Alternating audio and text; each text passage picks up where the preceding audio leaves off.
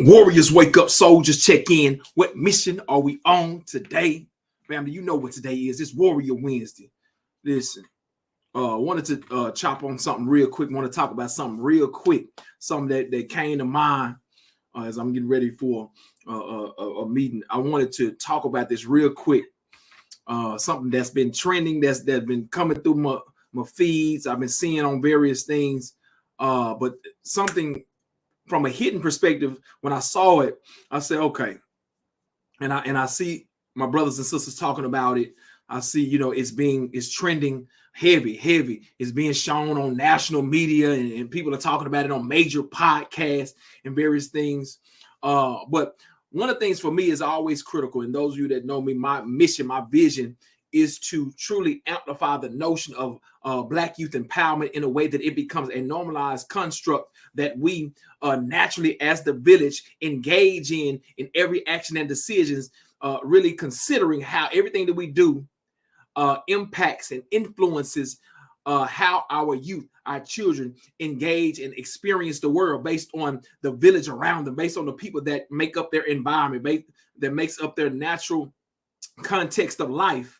Everything that we decide to do, every action and decision influences and impacts the lives of the children and the youth that we are connected to, the generations that are behind us, the generations that, are counting on us to be a model and example, right? So with that being the major prioritized focus and mission of my life, when I look at something, right, I'm thinking about it from a Black youth empowerment perspective. That's my mission. That's my vision. That's my area of expertise.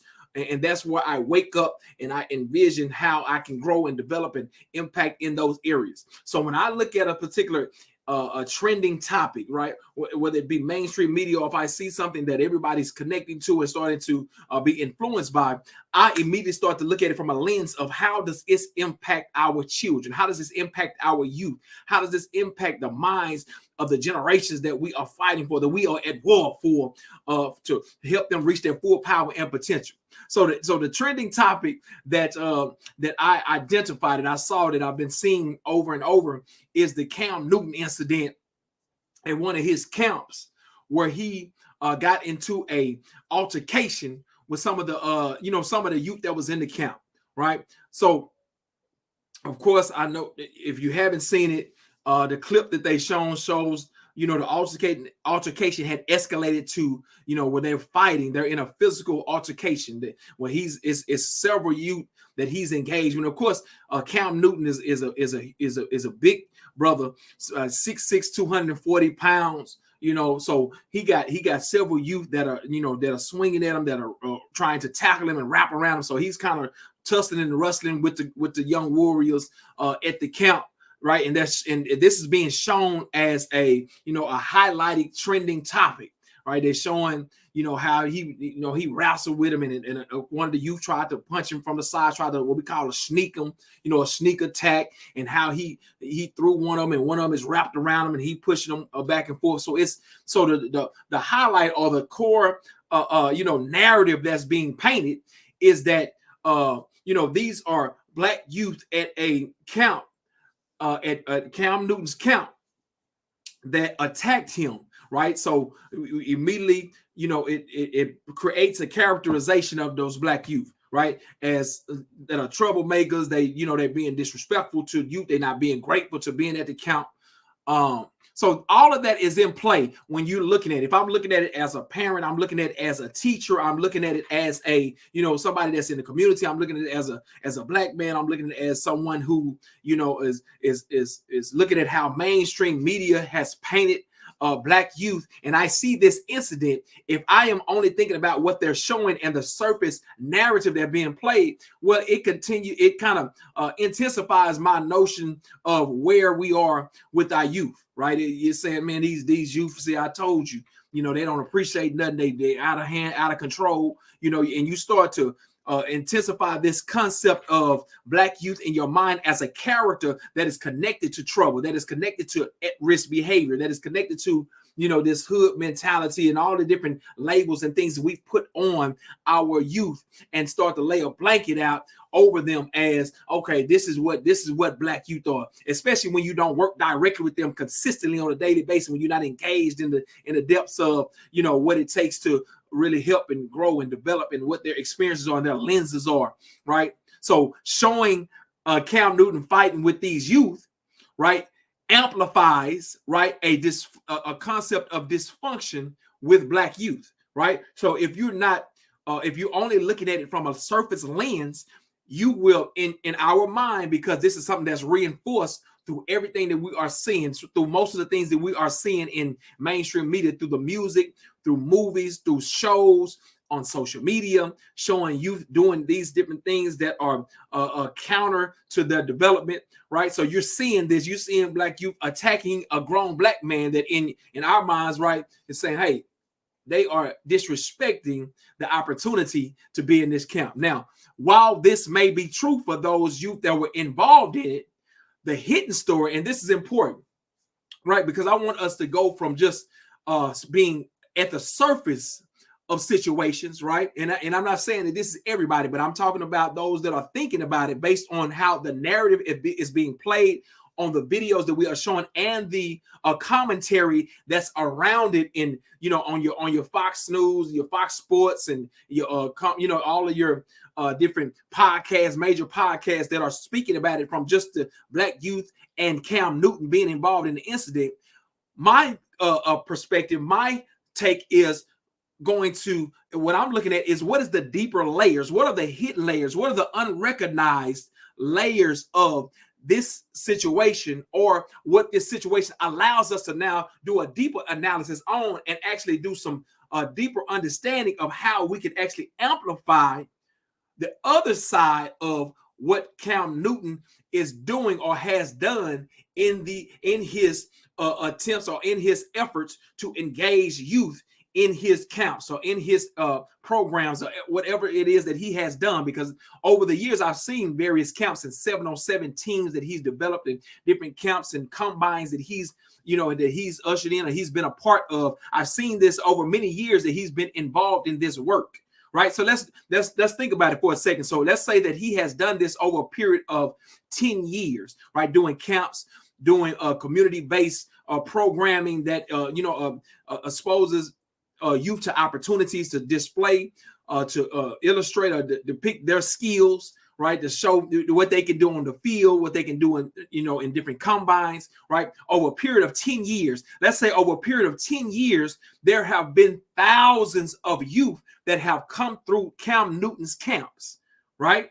Now, remember, we're talking about, we framed it by talking about, we're talking about this one incident, right? We're talking about one incident, and in this incident, we're talking about it like 5 Black youth that were in the altercation, whether we know how it led up to it or not. We're talking about 5 Black youth that are in this altercation, that are attacking, that seem to be attacking Cam Newton, right? So you got 5 Black youth, and that in itself has a narrative around it that shows Black youth having a negative interaction with somebody, right? So the part that I want to introduce in this part 1 is that if Cam Newton has been doing this over a period of 5 to 10 years, and there have been thousands of Black youth who have come through his camps, then the question is, if we understand ourselves as the village who is in position to raise, cultivate, and protect the opportunity for our children, for our youth to reach their full power and potential, regardless of what their natural genius is and whatever their vision is, for them to plug into and utilize their natural genius to impact their families, communities, and future generations, then why have we not, think about it for a second, why have we not taken the same intensity towards identifying those thousands of youth and understanding the background and the stories, right? The engagement with the thousands of youth who have come through these camps, that have been involved in the tournaments, the 7-on-7 tournaments. What are the stories of the youth that have been engaged in Cam Newton's camps? Right? Because in this essence, the 5 youth who are in the negative interaction, they're getting all the spotlight, while thousands of Black youth who have engaged, right, in a positive way, in a positive interaction, they came in there and gave their blood, sweat, and tears. They came in with a positive mindset, that the ones that, you know what I'm saying, they got everybody hyped up. They was positive with the whole group. They came in, they sweated, they worked hard, right? phenomenal students, right? Leaders on the field, right? Leaders off the field, people that help younger that work with younger age groups within the camps, right? That help others that didn't. Who were the ones that helped pay for equipment, right? Who were the families that were a part of bringing the youth to the camps, right? That were the ones that supported other youth that didn't. There are thousands of stories and backgrounds and experience that are in the group that did not get the spotlight that the 5 youth that everybody's been talking about that attacked Cam Newton, whether there was allegedly attacked Cam Newton, whether that was true or not, they are getting the spotlight and receiving the blanket characterization for all of the black youth that we never investigated their background story. We never identified what were their natural genius, the ones that had went to the camp, and we never identified the ones that said, thank you, Cam. I appreciate this opportunity. When he asked, is anybody got any feelings about what they were able to experience in the camp today? And the hundreds and hundreds of youth that said, man, we are just grateful for the opportunity to be here, to display our skills, to learn something new, to meet some new people. All of those youth that showed the gratitude to be in the experience. Nobody tells their story, right? Nobody went back to their school and understood how their experience at a Cam Newton camp impacted their ability to perform academically, behavior, and as young leaders, how it were amplified in their work, how they intensified their focus on the mission and the vision that they had because they had been exposed to a higher level of performance in the camp. Nobody gets to tell their story because we are focused on what? The 5 youth that got into a negative interaction, right, with Cam Newton, as opposed to the thousands of youth who were engaged in positive interactions in the experience that Cam Newton was a part of facilitating, right? So who gets to tell the story of the youth who engaged the camp with gratitude, who engaged the camp with high effort, they gave their best in every drill, they gave their best in every opportunity, who said thank you when they handed out the food at the break, right? When they was getting the oranges and the fruit and the water and said thank you, and the mamas that were helping with the paperwork, that were doing the registration, and the sisters that came and supported everybody, and the daddies that came that was cheering their sons on, that drove from different distances, the families and the community stakeholders who were engaged in the camps in order to help the camps going on over that period of time. Who telling their story? Why they not getting the shine on IG, Facebook, Instagram? Why they didn't get a world star shout out? Why, when I go down my timeline, nobody talked about the youth back in 2018 who gave his lunch to another youth because that youth hadn't ate in 2 days, but they was there giving the same effort in the camp. Nobody told this story, how they went back to the high school and now somebody took their game to another level because they was going to quit. They was going to give up on school, but they was able to make it to the camp, and now they turned their whole life around. Nobody's telling their stories. Listen, as Pipeline of Power builders, as Pipeline of Power builders, it's an opportunity for us to move beyond the gossiping, to move beyond just the negative interactions and really focusing on that and amplifying and glorifying the world star, fights. I'm talking about when we go into the depths and tell the real stories of the majority and those that are the influences of those that we say are the problem. Listen to me. Problem solving is the mission of a Pipeline of Power builder, right? The other side of the story is where we got to dig in it and where it got to be told. That's the concept of Black Youth Empowerment. The Black Youth Empowerment is not about amplifying just what's trending and what the mainstream media says is a high level topic. Now we saying we go deeper than that. We go beyond. We look at a holistic view of everything that's spotlighted, or even that is not spotlighted. We able to go deeper and find what we need in order to empower those that we love, those that we say we're going to be the protectors of.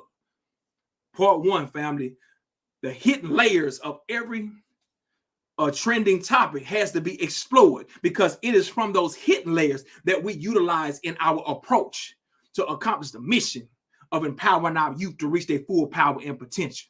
Don't just look at what mainstream media says is a trending topic. No, we dig deeper because we go deeper. And that's our mandate. That's the village that must be ready to raise, cultivate, and protect. Don't just look at what they showing on social media. No, what's the deeper level? Critical thinking. Let's go get it. Listen to me. Now the assignment is, how do we examine, how do we assess trending topics?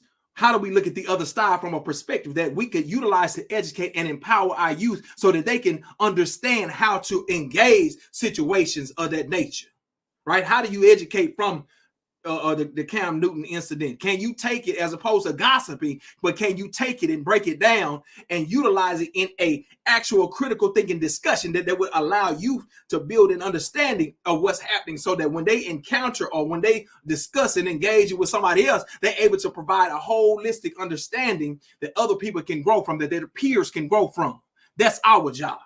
It's time to get past the immature gossiping and oh, they should have did that, and blaming and complaining about what you saw at a surface. Now go deeper, because we are deeper people, right? We have the intelligence and natural brilliance to dig below surfaces, right? And not allow the propaganda to be what gauges and manipulates our perspectives of the people that we say we love. We got to go deeper, right? That's part one, family. I appreciate y'all. Listen, so we're going to go deeper into this because this is critical, right? And we got to get deeper with it. And I know it's a powerful brothers and sisters who understand this, and collaboratively, we have the ability to shift and change and really expand the consciousness of our youth and our people, man. So let's go get it today. We on a mission. I'm going to get on this meeting, but let's go get it. So.